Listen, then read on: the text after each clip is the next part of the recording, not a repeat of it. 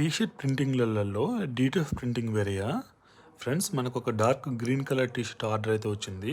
వాటి మీద back side A4 logo printing చేయాలి, అంటే నేమ్ ఇచ్చారు. అదేవిధంగా ఫ్రంట్ సైడ్, రైట్ సైడ్, అదేవిధంగా left side small logos printing చేయమని చెప్పారు. డార్క్ కలర్ గార్మెంట్ కాబట్టి మనకి డీటీఎఫ్ ప్రింటింగ్ అయితే మనం చూస్ చేసుకున్నాము. డీటీఎఫ్ ప్రింటింగ్ మొత్తం రెడీ చేసేస్తే ప్రింట్ అయితే తీసాము. ప్రింట్ తీసిన తర్వాత మనకు కావాల్సిన సైజులో కట్ చేసుకున్నాము. కట్ చేసుకున్న తర్వాత మన దగ్గర మినీ హీట్ ప్రెస్ ఉంది కదా, ఆ హీట్ ప్రెస్ యూజ్ చేసేసి హీటింగ్ చేసాము. హీటింగ్ చేసిన తర్వాత మన లోగోని ప్లేస్ అయితే చేసుకున్నాము. ప్లేస్ చేసుకున్న తర్వాత దాని మీద మనం టెఫ్లాన్ షీట్ అయితే పెట్టాము. టెఫ్లాన్ షీట్ పెట్టేసి మనము ఒక 15 సెకండ్స్ అయితే మనం ఐరన్ లాగా చేసేసాము. స్మాల్ లోగో ఈవెన్ అలాగే ప్లేస్ చేసినా ఓకే అవుతుంది మనకు మినీ హీట్ ప్రెస్. మనం పెద్ద లోగో ఉంది కాబట్టి మనము మినీ హీట్ ప్రెస్ను మనం ఐరన్ లాగా చేసాము. అదే బ్యాక్ సైడ్ వేసిన లోగో అయితే మనము హీట్ ప్రెస్ యూజ్ చేసి చేసాము.